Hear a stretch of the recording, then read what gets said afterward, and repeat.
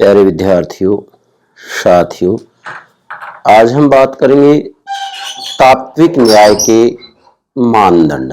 क्या तात्विक न्याय के मानदंड? मैंने आपको न्याय के विभिन्न आयाम समझाए थे।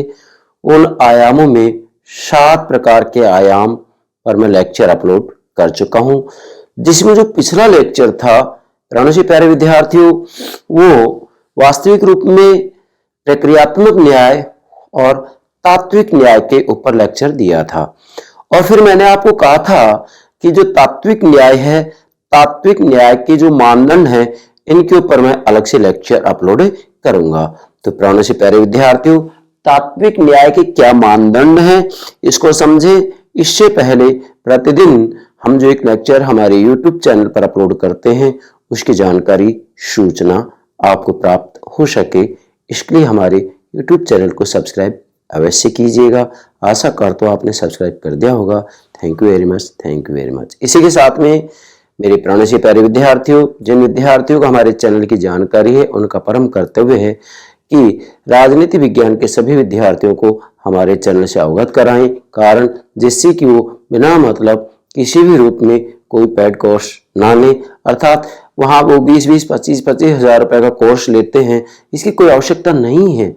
मैं आपको विश्वास से कह रहा हूं कि मैं राजनीति विज्ञान का संपूर्ण पाठ्यक्रम आपको समझाऊंगा, फिर चाहे वह स्नातक स्तर हो, स्नातकोत्तर स्तर हो, यूजीसी नेट की बात हो, इसके बाद में कॉलेज लेक्चरर हो, मतलब राजनीति विज्ञान से संबंधित कोई प्रतियोगिता परीक्षा हो या कोई भी डिग्री से संबंधित कोई पाठ्यक्रम हो, मैं सभी को ध्यान में रखते हुए संपूर्ण राजनीति विज्ञान का पाठ्यक्रम मेरे प्राणों से प्यारे विद्यार्थियों के लिए उपलब्ध कराऊंगा। ये बात ध्यान रखना है, जिससे कि आपको इधर उधर भटकने की कतई आवश्यकता ना हो।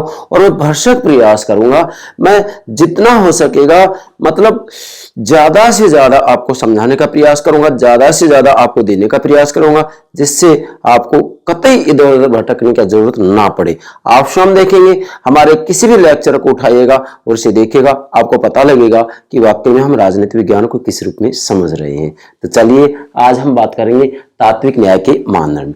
मैंने पिछला जो लेक्चर दिया था प्रक्रियात्मक न्याय और तात्विक न्याय, तो उसमें आपको बताया था कि प्रक्रियात्मक न्याय के अंतर्गत वास्तविक रूप में जो विभिन्न प्रकार की वस्तुएं, सेवाएं, अवसर और लाभ होते हैं, बस इनका जो आवंटन है वो एक विधि के अनुसार होना चाहिए, एक निश्चित प्रक्रिया के अनुसार होना चाहिए। फिर किसको क्या मिलता है, इससे कोई लेना देना नहीं है। ये तो प्रक्रियात्मक न्याय कहता है। लेकिन तात्विक न्याय कहता है कि भाई वास्तव में जो वस्तुएं, सेवाएं हैं, अवसर हैं, लाभ हैं, इनकी केवल प्रक्रिया ही उचित नहीं हो, विधि ही उचित नहीं हो, बल्कि वास्तव में जो लाभ और सेवाओं का वितरण हो रहा है, इससे सभी को प्राप्त होना चाहिए। मतलब जो वंचित वर्ग हैं, जो पिछड़े हुए वर्ग हैं, जो श्रमिक मजदूर हैं, उनको भी इस वितरण का, आवंटन का लाभ मिलना चाहिए। ये तात्विक न्याय कहता है। अब चूंकि ये प्रक्रियात्मक न्याय और तात्विक न्याय के ऊपर मैंने अलग से लेक्चर अपलोड कर दिया है, इसलिए आज उनकी मैं संपूर्ण रूप में व्याख्या नहीं करूंगा। आज तो केवल हम तात्विक न्याय के मानदंड लेंगे। इसका क्या मतलब होगा? इसका मतलब यह होगा, जैसे मैंने प्रारंभ में यहां संकेत दिया है प्राणों से प्यारे विद्यार्थियों, कि इस न्याय की समस्या पर, मतलब तात्विक न्याय की समस्या पर विचार करते हैं, तब ऐसे मानदंडों का पता लगाना जरूरी हो जाता है जिनके अनुसार विभिन्न व्यक्तियों के बीच वस्तुओं, सेवाओं, अवसरों, लाभों आदि के आवंटन को उचित ठहराया जा सके। आवंटन मतलब वितरण। मतलब जब हम तात्विक न्याय की समस्या पर वास्तविक रूप में क्या करते हैं, विचार करते, क्योंकि तात्विक न्याय ये चाहता है कि भाई जो व्यक्ति के बीच वस्तुओं, सेवाओं, अवसरों और लाभों का आवंटन हो रहा है, वितरण हो रहा है, उसकी केवल प्रक्रिया ही उचित नहीं हो, मतलब उसका जो बंटवारा किया जा रहा है वो ही विधि संगत नहीं हो, बल्कि वास्तव में उसका आवंटन ऐसे हो जिससे कि वंचित लोगों को भी उसका लाभ मिले। ये तात्विक न्याय कहता है। जबकि प्रक्रियात्मक न्याय केवल इतना कहता है कि भाई व्यक्ति के बीच वस्तुओं, सेवाओं, लाभों और अवसरों का आवंटन विधि के अनुसार हो, फिर किसको क्या मिलता है इससे कोई लेना देना नहीं है। परंतु तात्विक न्याय इस बात का समर्थन नहीं करता। तात्विक न्याय का कहना है कि वास्तव में व्यक्तियों के बीच वस्तुओं, सेवाओं, अवसरों और लाभों का जो आवंटन मतलब वितरण हो रहा है, जो बंटवारा हो रहा है, उसका लाभ सबको मिलना चाहिए, ये तात्विक न्याय कहता है। अब वास्तव में तात्विक न्याय के मानदंड क्या है ये समझना है हमें। अब फिर से दोहरा रहा हूं, इस न्याय की मतलब तात्विक न्याय के, अब समझना है बेटा इसको। देखो यदि ये लेक्चर आप समझना चाहते हो तो पिछले वाला लेक्चर जरूर देखें, प्रक्रियात्मक और तात्विक न्याय, वो दोनों समझ जाएंगे। उसके अभिप्राय मैंने व्यापक रूप से समझाए, तो फिर तात्विक न्याय के मानदंडों को आप आसानी से समझ जाएंगे। वैसे लेक्चर मैं यदि चाहता तो अपलोड नहीं करता, लेकिन कारण क्योंकि इसके ऊपर किसी न किसी रूप में प्रत्येक प्रकार की प्रतियोगिता परीक्षा में प्रश्न पूछा जाता है, विद्यार्थी गलती करते हैं, इसलिए मैंने भरसक प्रयास किया है कि तात्विक न्याय को मैं अलग से ही आपको समझाने का प्रयास करूं। तो इस न्याय मतलब तात्विक न्याय की समस्या पर विचार करते हैं तब ऐसे मानदंडों का पता लगाना जरूरी हो जाता है जिनके अनुसार विभिन्न व्यक्तियों के बीच वस्तुओं, सेवाओं, लाभों, अवसरों आदि के आवंटन को उचित ठहराया जा सके। मतलब यहां मूल बात यह आ रही है कि तात्विक न्याय प्रक्रियात्मक न्याय की बात को श्रेष्ठ नहीं मानता है, क्योंकि प्रक्रियात्मक न्याय तो यह कहता है कि वे वस्तुओं, सेवाओं, अवसरों और लाभों का जो आवंटन है वो विधि के अनुसार हो जाए, प्रक्रिया के अनुसार हो जाए, बस। फिर किसको क्या मिलता है इससे कोई मतलब नहीं है। तो इसका मतलब तो ये होगा कि वंचित वर्गों को कुछ मिलने ही नहीं दिया जाएगा, जो चालाक लोग होते हैं, जो भ्रष्टाचारी लोग होते हैं। इसलिए तात्विक न्याय ये कहता है कि भाई वास्तव में व्यक्ति के बीच वस्तुओं, सेवाओं, अवसरों और लाभों का आवंटन इस प्रकार से किया जाए जिससे कि वंचित से वंचित व्यक्ति या वर्ग को भी जो ये आवंटन किया जा रहा है, वितरण किया जा रहा है, इसका लाभ मिले, ये कहता है तात्विक न्याय। ठीक है, अब देखिएगा, अब हम आगे बढ़ते हैं। एक विद्वान है डेविड मिलन, नोट करें, डेविड मिलन, विद्वान का नाम है डेविड मिलन। इन्होंने अपनी एक पुस्तक लिखी है सोशल जस्टिस मतलब सामाजिक न्याय, 1976 में लिखी है। बेटा नोट करेंगे, एग्जाम पूछ लिया जाता है। सोशल जस्टिस किसकी पुस्तक का नाम है? डेविड मिलन। ठीक है, 1976 में इन्होंने एक पुस्तक लिखी है जिसका नाम क्या है? सोशल जस्टिस सामाजिक न्याय। इस पुस्तक में डेविड मिलन ने वास्तविक रूप में 3 मानदंडों का विवरण दिया है जिनके आधार पर विभिन्न विचारक न्याय की समस्या का समाधान ढूंढते हैं। मतलब वास्तविक रूप में ये जो न्याय की समस्या है, तात्विक न्याय की समस्या है कि भाई वस्तुओं और सेवाओं का वितरण किस प्रकार से किया जाए जिससे कि सामाजिक न्याय की स्थापना हो सके, सोशल जस्टिस की स्थापना हो सके। तो इसके लिए इन्होंने वास्तविक रूप में 3 मानदंड दिए, जिसके लिए मैंने यहां डायग्राम बनाया। मैं तीनों मानदंड समझाऊंगा आपको। 3 मानदंडों का विवरण दिया है जिनके आधार पर विभिन्न विचारक न्याय की समस्या का समाधान ढूंढते हैं। मतलब विभिन्न प्रकार के जो विचारक हैं वो अलग अलग रूप में न्याय की समस्या का समाधान ढूंढते हैं। अब सबसे पहले तो देखिए 3 मानदंड कौन कौन से। बेटा इधर आइएगा, ये हो गए न्याय का मानदंड। 3 मानदंड बताएं किसने? डेविड मिलन ने। देखो आपको ये बात समझना है, मैं दावे के साथ कहता हूं किसी प्रतियोगिता परीक्षा में किसी भी रूप में कैसा भी प्रश्न पूछा जाए, आप ये सारी बातें समझिएगा। कहीं से तो प्रश्न उठाएं, आपका आंसर गलत हो ही नहीं सकता। किसी भी प्रतियोगिता परीक्षा की तैयारी कीजिएगा आप राजनीति विज्ञान से, मैं विश्वास के साथ बोल रहा हूं ये बात। ये मेरा मतलब जो है 24-25 वर्ष का अनुभव बोल रहा है, ध्यान दें। न्याय के 3 मानदंड बताएं किसने? बेटा डेविड मिलन ने। कौन सी पुस्तक में? सोशल जस्टिस में, सामाजिक न्याय 1976 में लिखी है। तो यहां पर मैंने लिखा सामाजिक न्याय के विभिन्न प्रतिमान। तो 3 प्रतिरूप या 3 मॉडल बताए हैं किसने? डेविड मिलन ने। ये 3 मॉडल हो गए, 1, 2, 3 न्याय का मानदंड। पहले तो आप देखेंगे वास्तविक रूप में न्याय के 3 प्रतिरूप या मानदंड कौन कौन से गए? स्वीकृत अधिकारों का संरक्षण, दूसरा है योग्यता के अनुरूप वितरण और तीसरा है आवश्यकता के अनुरूप वितरण। मतलब यहां वास्तविक रूप में जो वस्तुओं, सेवाओं, अवसरों, लाभों के बंटवारे की बात आ रही है, उस बंटवारे के बारे में यहाँ 3 प्रकार के जो है मानदंड बताए गए हैं, 3 प्रकार के प्रतिरूप बताए गए हैं जिसकी चर्चा हमें करनी है। तो समझे, पहला इधर देखेंगे आप न्याय का मानदंड, फिर लिखा है इससे जुड़ी समाज व्यवस्था, मतलब न्याय के मानदंड से जुड़ी समाज व्यवस्था कौन सी है और इसके प्रमुख प्रवर्तक कौन से हैं।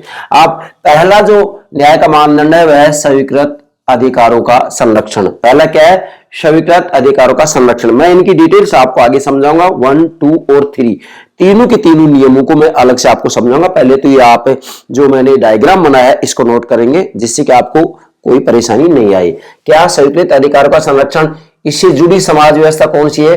श्रेणी तंत्रीय व्यवस्था। कौन सी है बेटा? श्रेणी तंत्रीय व्यवस्था। मतलब स्वीकृत अधिकारों का संरक्षण से संबंधित जो मानदंड है, इससे जुड़ी व्यवस्था कौन सी होगी? समाज व्यवस्था कौन सी होगी? श्रेणी तंत्रीय समाज व्यवस्था। ठीक है। और इसके प्रमुख प्रवर्तक कौन है? डेविड ह्यूम, जो कि 1711 में जन्म हुआ, 1776 में इनकी मृत्यु हुई है। डेविड ह्यूम इसके क्या है? प्रमुख प्रवर्तक है। दूसरा न्याय का मानदंड है योग्यता के अनुरूप वितरण। मतलब यहाँ योग्यता के अनुरूप वितरण या बंटवारा किया जाएगा, आवंटन किया जाएगा। यहाँ स्वीकृत अधिकारों के संरक्षण के आधार पर जो है वितरण किया जाएगा। अब कैसे किया जाएगा ये मैं आगे चर्चा करूंगा। इसके बाद में योग्यता के अनुरूप वितरण, इससे जुड़ी समाज व्यवस्था कौन सी है? प्रतिस्पर्धात्मक बाजार। मतलब यहाँ पर वास्तविक रूप में एक प्रकार से हम ये कहेंगे कि पूंजीवादी व्यवस्था की बात की जा रही है। और इसका प्रमुख समर्थक है हर्बर्ट स्पेंसर, जो कि 1820 में जन्म होता है, 1903 मृत्यु हो जाती है। ये वही हर्बर्ट स्पेंसर हैं जिनका कहना है, इन्होंने सिद्धांत दिया योग्यतम की जीवितता का सिद्धांत, कि जो व्यक्ति प्रतियोगिता में आगे होगा, जो सक्षम होगा वो जीवित रहेगा, जो असक्षम है, अयोग्य है, वो यदि मर खप रहा है तो उसको मर खप जाने दो।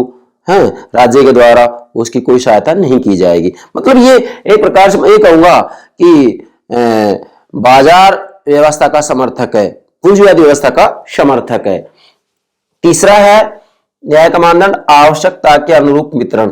यहां पर ये कहते हैं कि भाई जो वस्तुएं हैं, सेवाएं हैं, अवसर लाभ है, वो आवश्यकता के अनुरूप वितरित किए जाएं। ठीक है। तो इसके जुड़ी जो समाज व्यवस्था है वह सैमक्यवादी समुदाय। मतलब इससे जुड़ी समाज व्यवस्था कौन सी है?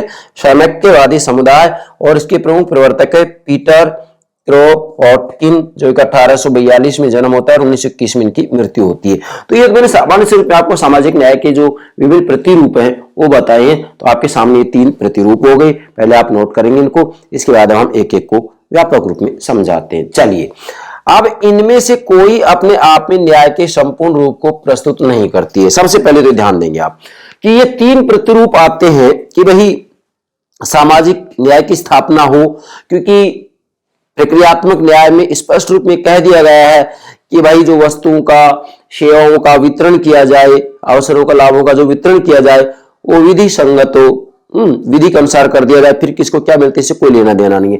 लेकिन तात्विक न्याय कहता है कि नहीं भाई, ऐसा नहीं होना चाहिए।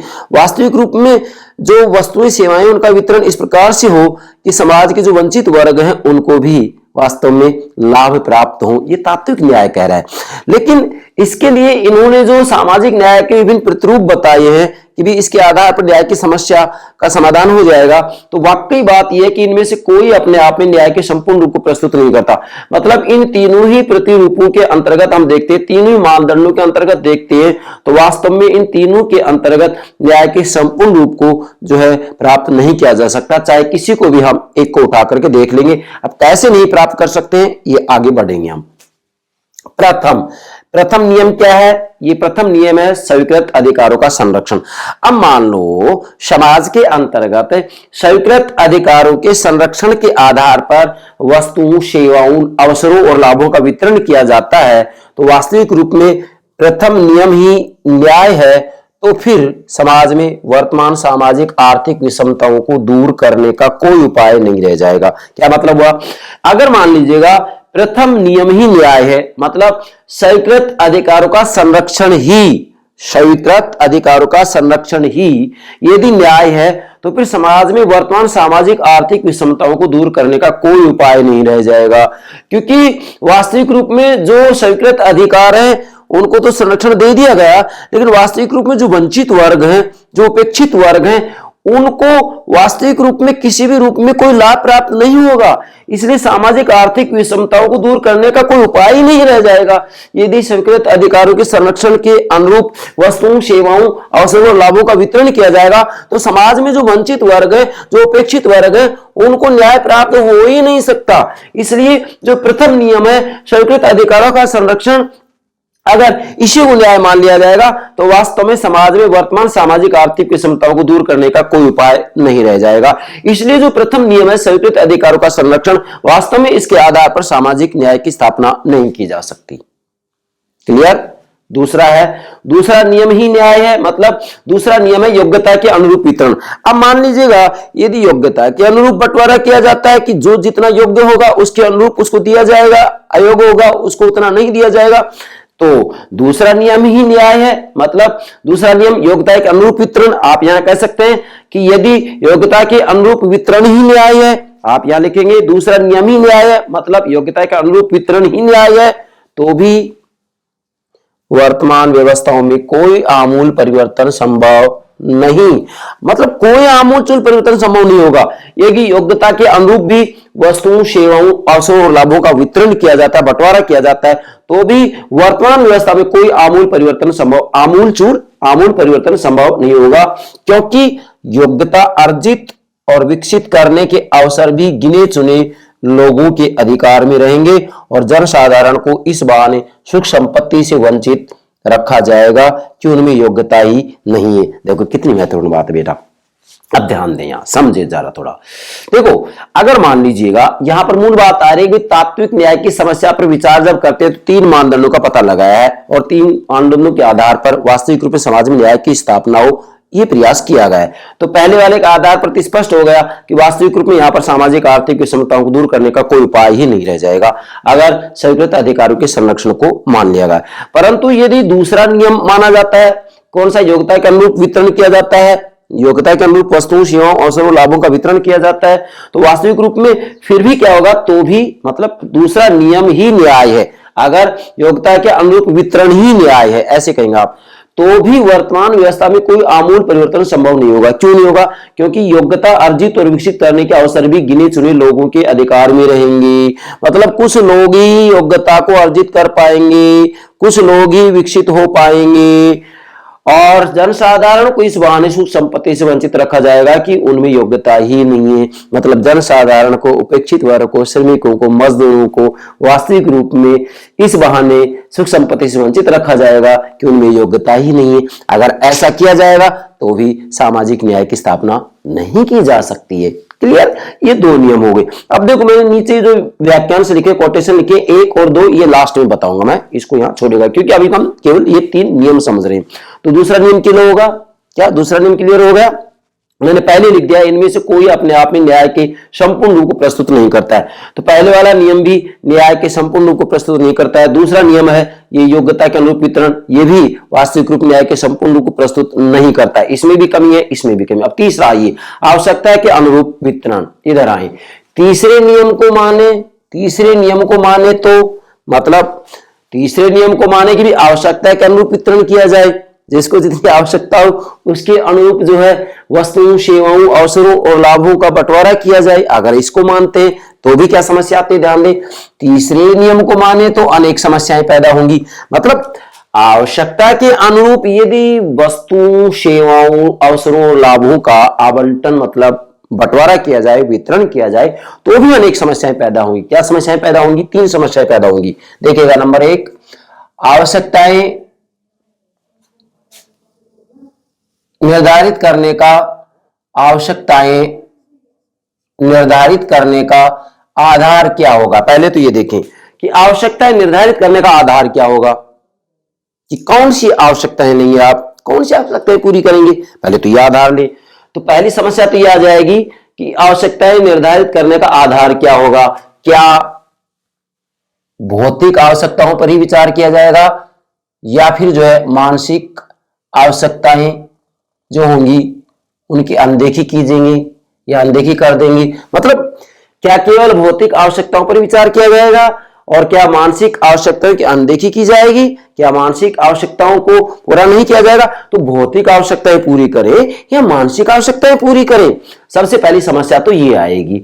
इसके बाद में फिर इसी में समस्या ये आएगी कि अगर मानसिक आवश्यकताओं का बात आती है तो मानसिक आवश्यकताओं का निर्धारण कैसे संभव होगा। अब अगर मानसिक आवश्यकताओं को पूरी करने की बात आती है कि मानसिक आवश्यकताओं की पूर्ति की जाए, उसको ध्यान में रखा जाए, मानसिक आवश्यकताओं ध्यान में रखते हुए जो है बंटवारा किया जाए, वितरण किया जाए, तो फिर मानसिक आवश्यकताओं का निर्धारण कैसे संभव होगा। मानसिक आवश्यकताएं जो होती हैं उनका जो निर्धारण है वो कैसे संभव होगा, ये भी असंभव। अब ये समस्या आ जाएगी। तो ये तो पहली समस्या आ गई कि भाई मतलब जो है तीसरे नियम को माने तो अनेक समस्याएं पैदा हो जाएंगी। मतलब वस्तुओं, सेवाओं, लाभों, क्या वस्तुओं, सेवाओं, लाभों और अवसरों का वितरण अगर आवश्यकता के अनुरूप किया जाता है, आवश्यकता के अनुरूप वितरण किया जाता है तो इसमें अनेक समस्याएं पैदा होंगी। पहली समस्या ये होगी। दूसरी समस्या क्या होगी, इतनी संपदा कहां से आएगी। मतलब अगर सबकी आवश्यकताओं की बात देखी जाएगी, भी सभी की आवश्यकताओं की पूर्ति की जाए, फिर वो एक अलग बात है कि भौतिक आवश्यकताओं की बात आ रही है, मानसिक आवश्यकताओं की बात आ रही है, भौतिक आवश्यकताओं की बात आती है,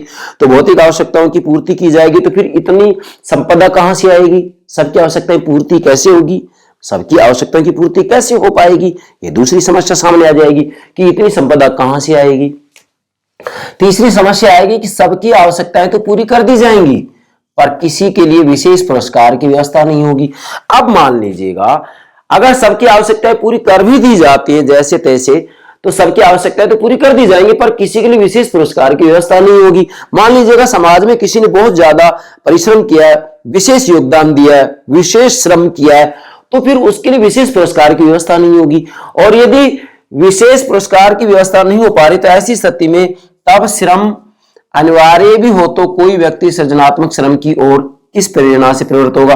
अब मान लीजिएगा यहां पर पुरस्कार की व्यवस्था नहीं की गई है, तो ऐसी स्थिति में यदि यह कहा जाए कि सबके लिए श्रम अनिवार्य हो, कि सभी वास्तविक रूप में अपनी शारीरिक क्षमता के अनुसार सब श्रम करेंगे, तो तब श्रम अनिवार्य भी हो तो कोई व्यक्ति सृजनात्मक श्रम की ओर किस प्रेरणा से प्रवृत्त होगा, अर्थात श्रम को अनिवार्य भी कर दिया जाएगा तो वास्तविक रूप में जो व्यक्ति है वह सृजनात्मक श्रम की ओर किस प्रेरणा से प्रवृत्त होगा, क्योंकि उसको पता है कि सभी की आवश्यकताएं तो पूर्ति की जाएगी, सभी की आवश्यकताओं की पूर्ति की जाएगी, सभी की आवश्यकताओं की पूर्ति तो कर दी जाएगी, तो फिर कोई भी व्यक्ति अलग से मेहनत करके राजी नहीं होगा। क्यों नहीं होगा, क्योंकि अलग से उसको कोई पुरस्कार नहीं दिया जाएगा, अलग से उसको कोई श्रम करने का जो मतलब जो है मैं ये कहूंगा प्रतिफल है वो उसको नहीं मिलेगा। जब नहीं मिलेगा तो अलग से वो कोई श्रम करके राजी नहीं होगा, और जब अलग से श्रम नहीं करेगा तो नए नए आविष्कार भी नहीं होंगे, तो ऐसी स्थिति में समाज व्यवस्था का विकास भी नहीं हो पाएगा।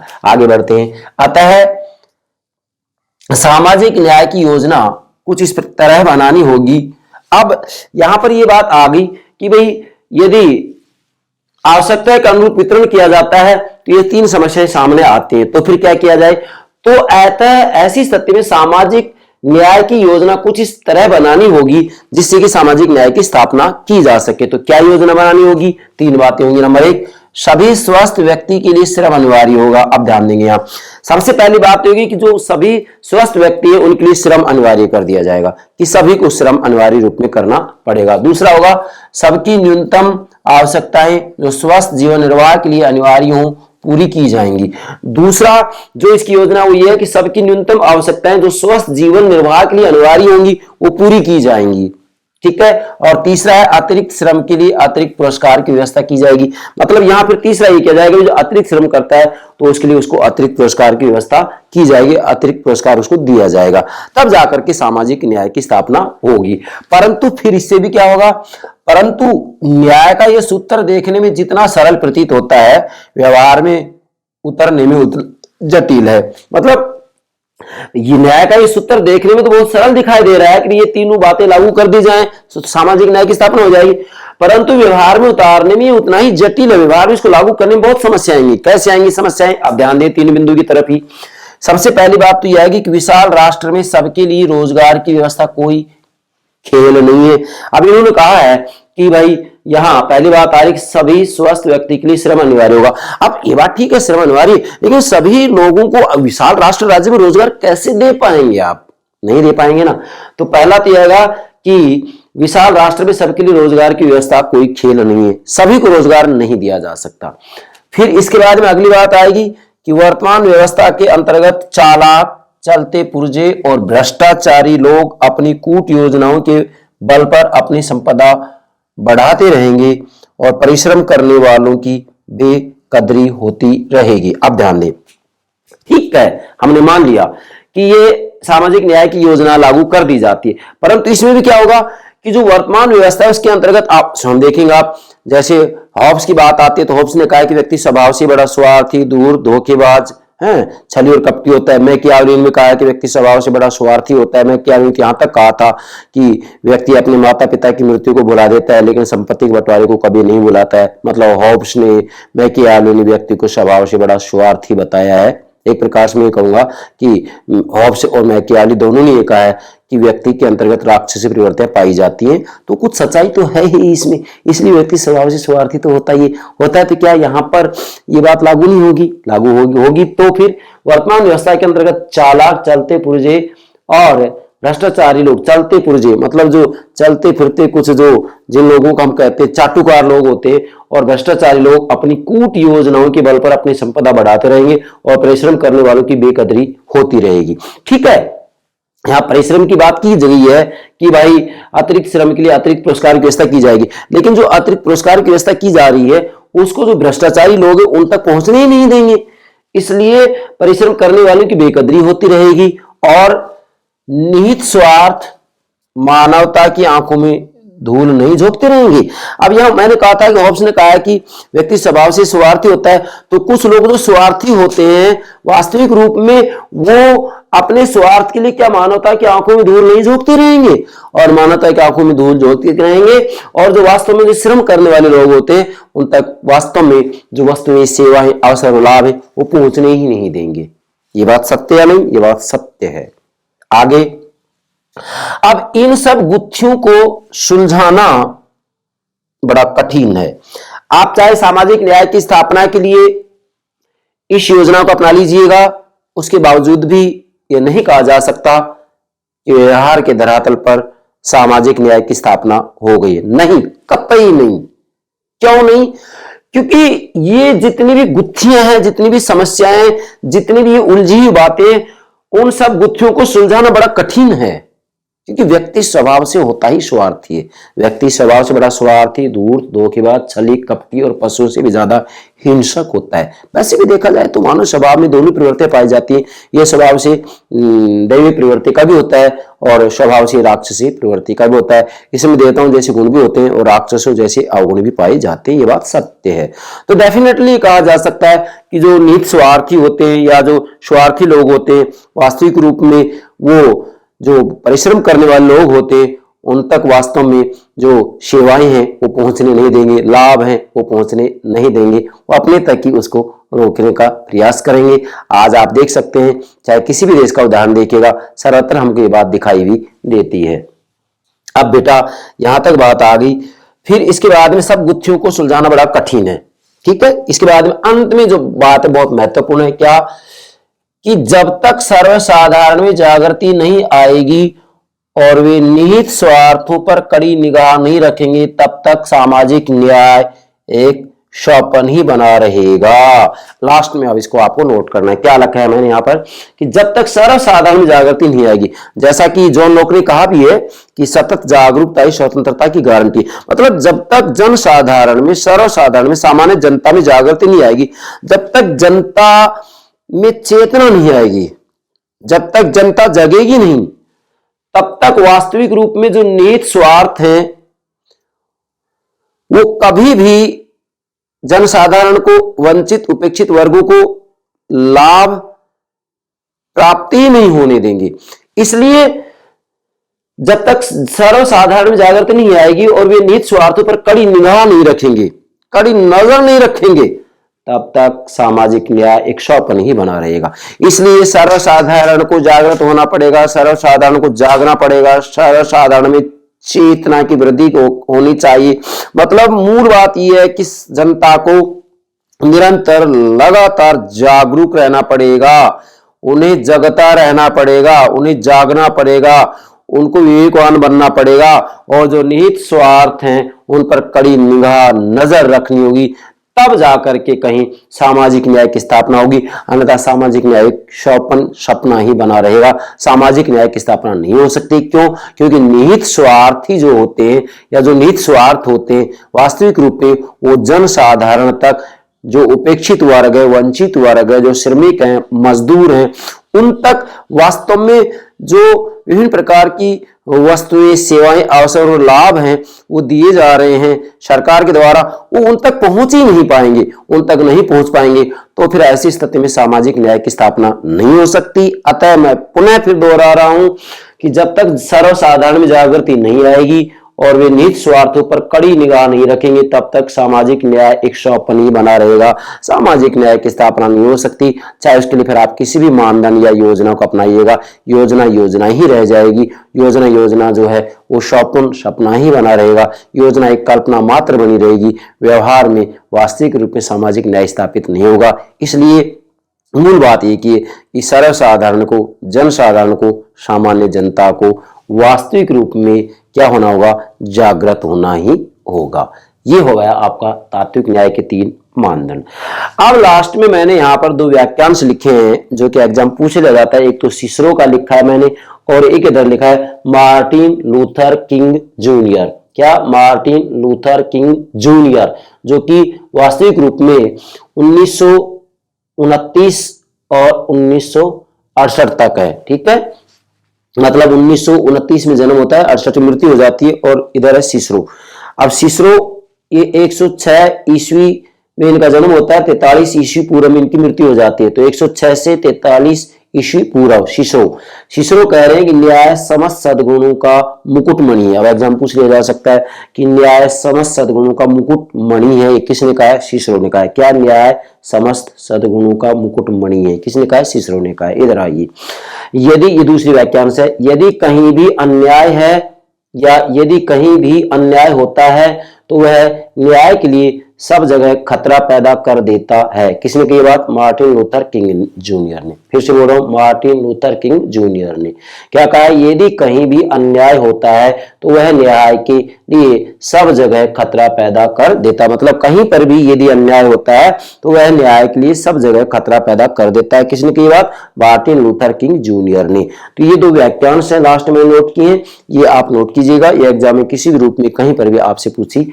जा सकती है। बेटा ये हो गया तात्विक न्याय के मानदंड, और मुझे पूरा विश्वास है आप तात्विक न्याय के तीनों मानदंड ठीक से समझ गए होंगे। अब चाहे किसी भी प्रतियोगिता परीक्षा में किसी भी रूप में आपसे प्रश्न पूछा जाए, प्रक्रियात्मक न्याय और तात्विक न्याय के ऊपर आपका जो प्रश्न होगा वो गलत नहीं हो सकेगा। शर्त एक ही है, जिस रूप में मैंने आपको समझाया उस रूप में समझने का प्रयास कीजिएगा। तो मुझे पूरा विश्वास है आप तात्विक न्याय के तीनों मानदंड ठीक से समझ गए होंगे। Yes, okay, thank you very much.